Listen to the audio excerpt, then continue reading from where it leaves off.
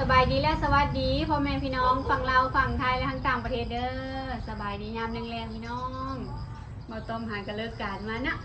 พี่เปาะหากระเลิกการมานะจ๊ะเปิ่นได้แนวกินมาได้พี่น้องวันนี้ให้เปิ่นไปจ่ายตลาดเนาะ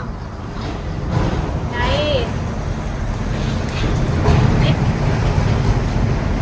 บาทน้องเสียง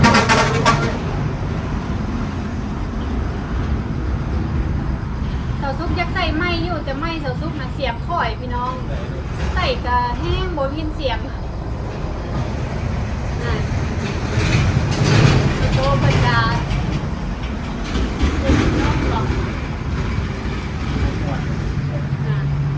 ข้าวในนะได้เฮ็ดเข็มแล้วก็เฮ็ดอันอย่างอันลืมละลูกก็ลืมสื่อละเราทุกมักแกงกระดูกหมูพี่น้องใส่เฮ็ดอันนี้เนาะเลยให้เบอร์ต้มคนซื้อมาให้โอ้เบอร์ต้มในหนกนังพี่น้องเบอร์ต้มได้นกแอดที่กระเจ้าอันลกขนขายเป็นโตตัวน้อยๆหนึ่งนะลายตัวเนาะแล้วก็ได้สิ้นหมูสันคอเนาะสงสัยเพิ่นติดใจตอนเริ่มมีซื้อมาแต่ไทยพี่น้องติดใจอันสันคอมันแซ่บจุ่มกระแซ่บปิ้งกระแซ่บเนาะขั่วกระแซ่บแล้วก็กระเทียมเราซุกมากินกระเทียมเวลาขั่วอันนี้คือเฮ็ดปวกพี่น้องเฮ็ดปวกยังออกอยู่เรื่อยๆเนาะแล้วก็ตอนนี้เฮ็ดละโงกหันออกหลายพี่น้องบุญเฮ็ดละโงกเห็นกับเจ้าถ่ายลงอยู่สวรรค์เขตเต็มเลยเนาะนี่อันนี้เฮ็ดปวกจิกคือเอื้อยของเบาต้มเพิ่นฝากมาให้พี่น้องปลาตุ๊กเนาะมีผักใส่น้ำได้เพิ่นฝากมาให้ใส่แกงเฮ็ดปวกผักใส่ยอดอ่อนๆพี่น้องนี่พอดีแบบใส่แกงแซ่บเลยอ่อนคักเนาะเอ้าพี่น้องนี่เด้เฮ็ดปวกเดี๋ยวตุ๊กสิเทออกเบิ่งก่อนเนาะแม่ว่าปลาตุ๊กเพิ่นเอามาแต่เช้าไปเลยพี่น้องเพื่อเบาต้อมเพิ่นออกมาพี่แรงๆพอดีเฮ็ดปวกเริ่มบานดอกจุ่มดอกบานปนกันพี่น้องเอามาแต่เช้ามันก็เริ่มจากบานเนาะนี่นี่ยังงามๆอยู่เหล่าแล้วก็ฟ้าเอาไปล้างน้ำร้อนพี่น้องร้อนแบบบ่ร้อนแห้งปานใดเนาะร้อนอุ่นๆมันจึงบ่เปื่อยอันนี้นี่เบาต้อมได้ทั้งแกงได้ทั้งป่นเลยคุณอิ่มพี่น้องมาพร้อมคนเดียวเนาะเจ้าซุกป้าพี่น้องเลยแป๊บเดียวยุ่งกัดผักกัดคอโคตรว่ายุ่งยามฝนมาตุ๊กเพิ่นเหล่าให้แน่แน่ได้พี่น้องโอ้ยพี่น้องเลยดอกบานใหญ่เติบป่นแบบนี้นี่แซ่บเลยพี่น้อง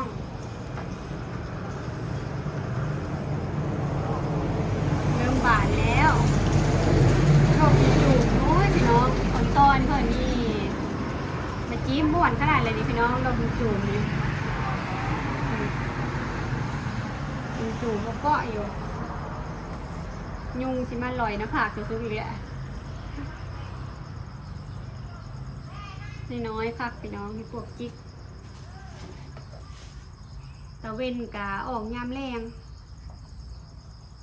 เมื่อเช้านี่ฮอดบ่เห็นตะเวน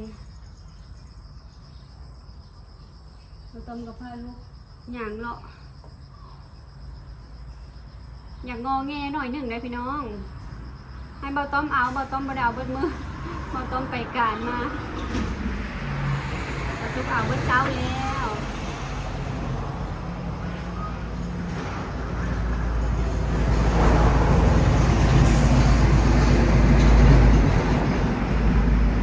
เสียดายไม่สาวซุกเด้เสียงข่อยพี่น้องเลยลองใส่เบิ่งค่อย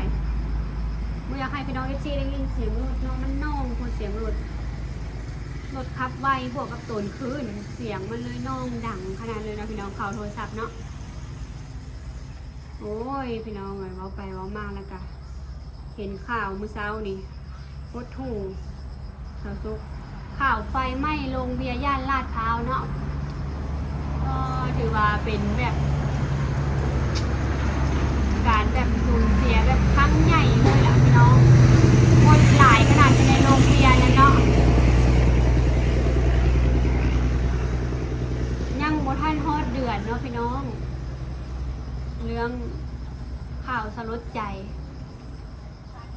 รั้งก่อนเด็ก11 ขวบขับรถชนพระเดินธุดงค์สาวสุขเห็นข่าวแล้วก็เห็นของวงจรปิดวิดีโอเขาจะเอาลงพี่น้องหับบ่ได้เลยแบบมันหุ่นแหงเนาะที่ว่าตอนชนพระนะต้องสาวสุขเห็นแล้วแบบโอ้ยพี่น้องหัวใจสิวายเบิ่งว่าบ่อยากได้เลยสาวสุขแบบสงสารพระขนาดเลยแบบรถขับมาด้วยความไวแล้วก็ชนเขายังจังเนาะเหตุการณ์นี้ก็เฮ็ดให้พระเสียชีวิตหลายรูปแล้วก็บาดเจ็บเนาะจนแบบทางโรงหมอมุกดาหารจนเปิดรับบริจาคเลือดเลยแบบว่าโอ้ยพี่น้องเลยอาซุกยังเสียใจกับเหตุการณ์นี้ยังบ่ทันได้ไหวซ้ำมาเห็นเหตุการณ์ไฟไหม้โรงเบียร์สถานที่บันเทิงคนก็ไปหลายเนาะพี่น้องคนก็สิไปทุ่มโฮมกันอยู่หั่นเนาะไปลิ้นเนาะแบบว่าก็ตอนเที่ยงคืนผมหัวเนาะช่วงที่ว่าคนที่ว่าอยู่ในโรงเบียร์ก็สิแบบเริ่มเมาแน่เนาะเวลาแบบเกิดเหตุก็แบบหนีเอาตัวรอดก็ยากเนาะพี่น้องหลายคนก็แบบหนีซิ่งกันออกมาประตูมันมีประตูเดียวเนาะพี่น้องคนก็สิญาติกันวิ่งออกมาเลยเนาะประตูแบบถูกปิดออกได้แต่ประตูเดียวและบ้านนี้ก็เฮ็ดให้แบบคนบาดเจ็บหลายเนาะล่าสุดที่สาวสุขเห็นข่าวเนาะคนเสียชีวิต27 ศพแล้วก็บาดเจ็บประมาณ60เป็นรายงานล่าสุดเนาะพี่น้องเดี๋ยวเรารอฟังข่าวไปอีกรอบดึกๆเนาะเพิ่นก็จะมีข่าวลงให้ติดตามตลอดเนาะมีทั้งคนลาวคนไทยเนาะอยู่ในเหตุการณ์ไฟไหม้โรงเบียร์เนาะสาวลาวก็มี 2-3 คนผู้ได้สาวสุขเห็นเนาะแล้วก็มีเพื่อนโตเกียวเมื่อเช้าคนประกาศหาติดต่อบ่ได้เนาะตอนนี้คือเห็นหลายคนเพิ่นแจ้งมาว่าสาวลาวเพื่อนของโตเกียวนะพี่น้องพบแล้วเพื่อนเอาไปโรงหมอเอาไปห้องหมอเนาะเอาไปห้องหมออยู่ห้อง ICU อาการ50-50เห็นแล้วก็โอ้ยพี่น้องสงสารนี่หลายคนวิ่งแบบหนีตายออกมานะพี่น้องไฟมันผัดวู้ออกมาแบบไฟแบบสัตว์ออกมาจนจวดไฟแห้งอย่างนี้เห็นในวิดีโอเนาะเห็นให้แบบการหนีออกมาโอ้ยเนี่ยสำลักควันเนี่ยไฟแบบไหม้จนผิวทะลอกกอกเปิกไหม้ผมไหม้หัวเนาะเห็นเราแหลนออกมาเนาะไหม้เสื้อผ้าเล็กออกมาไฟเนาะโอ้ยน้องเห็นแล้วก็เป็นตายานนี่โอเป็นตาไปเที่ยวเนาะพี่น้องเป็นสถานที่แออัดเนาะเวลาเกิดแบบไฟไหม้หนีรอดเอาหนีเอาตัวรอดยากขนาดเลยบาดเกิดการสูญเสียกับสูญเสียหลายเนาะ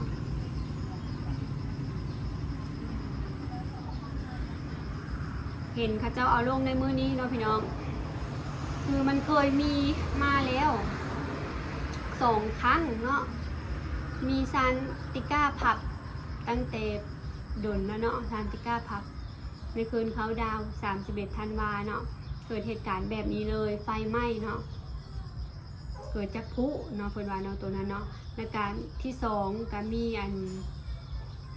ผับอีกแห่งหนึ่งจักชื่ออย่างสุกะบ่จื้อเนาะเห็นเขาเจ้าลงแห่งที่3ก็คือลาดพร้าวโรงเบียร์เนาะเป็นแบบเหตุการณ์แบบคือกันเลยการสูญเสีย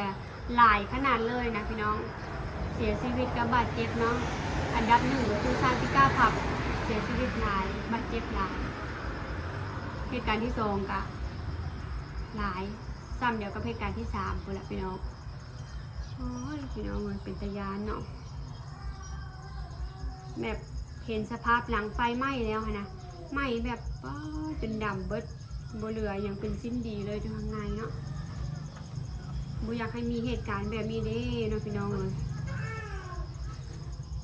ตนผู้เปิดเดินไปท่องเที่ยวแบบว่าเหมือนกับเนี้ยกับงานบางทีก็ไปหาแบบเที่ยวเป็นบ่อนที่ว่าไปผ่อนคลายเนาะไปฟังเพลงไป เที่ยวไปเต้นแล้วก็มีนักร้องแฟนของนักร้องเนาะเสียชีวิตอยู่ในเหตุการณ์นี้นะเนาะพี่น้องเห็นเขาจะเอาลงมือเช้านี่เนาะเห็นแล้วก็โอ้ยพี่น้องเราซุกแบบโคตรหูใจขนาดภาพที่ก็จะเอาลงแต่ละคนที่พาเพิ่นหนีออกมาแผลแบบหนังเปิกเบิดภายไหมเนาะทั้งเมียครัวบอกที่ว่าใส่ผ้ากันเปื้อนนะคะโอ้ยไฟไหม้เบิดตัวเลยเป็นตาย้านหลายพี่น้องเป็นแบบทรมานที่สุดล่ะพี่น้องเลยขนาดเขาถือไฟแบบดาดมือหน่อยเดียวหน้าโพงแสบอันนี้แห้งเต๊กล่ะพี่น้องเลยเห็นข่าวแล้วก็หักบ่ได้เลยสักทีย้านแห้งพี่น้องเวลาแบบเห็นข่าวเกิดอุบัติเหตุเกิดอย่างเนาะทุกคนแบบหัวใจแบบตกล่นเลยพี่น้องทุกย้านยิ่งแบบว่าหมู่คู่ไอ้เลยน้องไปเฮ็ดงานอยู่ไทยเวลาเห็นข่าวอย่างหัวใจเขาสิตกวูบโดนทางยาน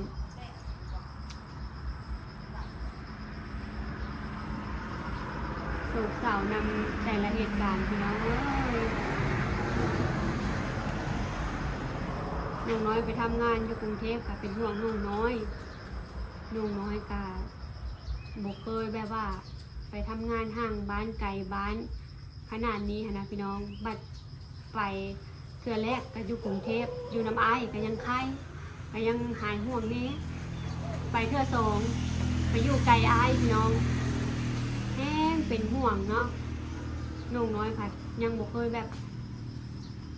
ไปแบบเจอโลกกว้างขนาดนี้นะพี่น้องไปครั้งแรกก็คือได้ไปแบบเมืองใหญ่เลยเนาะกรุงเทพมหานครเลยแล้ววันนี้เห็นข่าวนั่นข่าวนี่ก็คิดเป็นห่วงน้องนะพี่น้องในเหตุการณ์ครั้งนี้เนาะสาวซุกะขอแสดงความเสียใจนำครอบครัวของผู้คนเสียชีวิตเนาะแล้วก็ญาติพี่น้องของเพิ่นเนาะพี่น้องเสียอกเสียใจนะเพิ่นหลายๆเนาะการสูญเสียเป็นเรื่องที่แบบว่าทรมานหลายพี่น้อง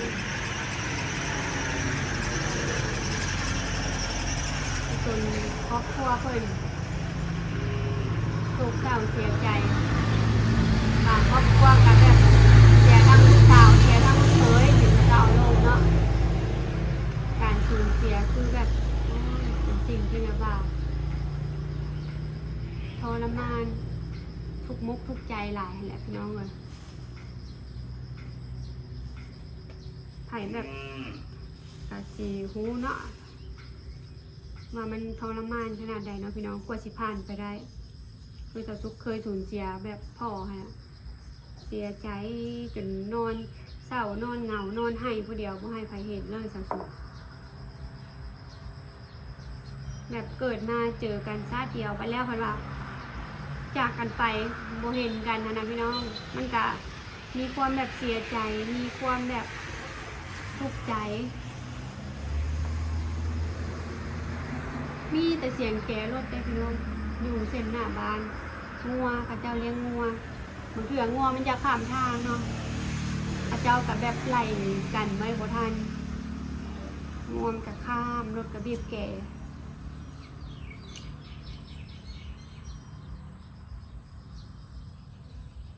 เสียอกเสียใจหลายๆพี่น้องเลยเห็นข่าวแล้วกันสาวลาววันที่ว่าเพิ่นถ่ายพาสปอร์ตลง2 คนเนาะก็ยังบอกฮู้ชะตากรรมเนาะว่าเป็นจังใดเนาะเพื่อนๆของตัวเกียวคืออยู่ห้อง ICU พี่น้องตามนี้เลยเราติดตามข่าวให้มื้อแรงเพิ่นน่าสิอัปเดตรัวๆข่าวจากหลายช่องเพิ่นเอาลงมื้ออื่นนี่ก็เป็นวันพระได้นี่พี่น้องสาวซุกกับผ่านกะสิฮู้พี่น้องเลยเอาลูกก็จะลืมมื้อลืมวันห่างกะสิฮู้ว่ามื้ออื่นวันพระลืมให้เบาต้มซื้อข้าวต้มมาไว้ลงไปใส่บาตร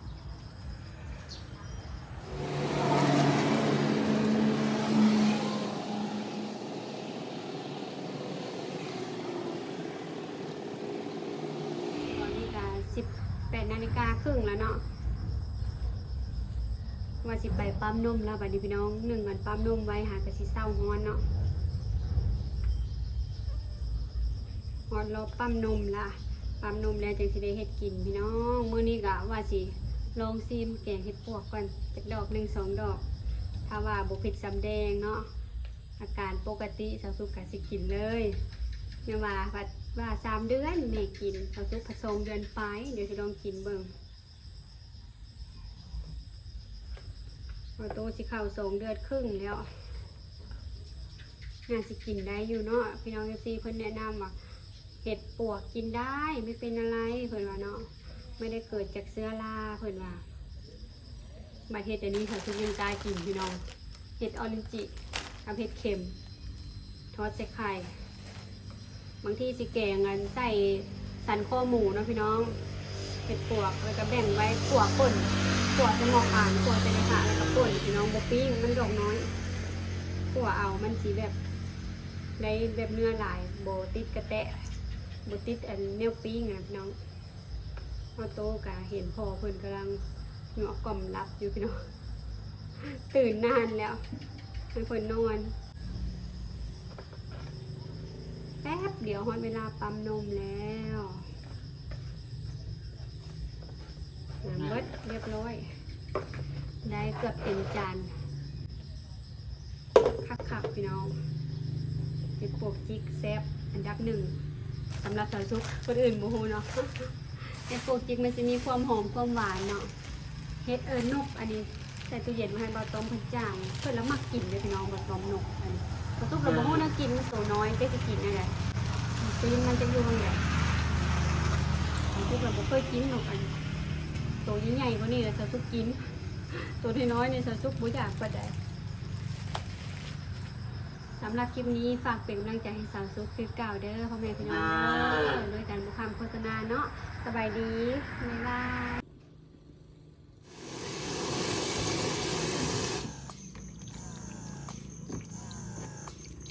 ต้มน้ำอุ่นแล้วก็ผสมน้ำเย็นล้าง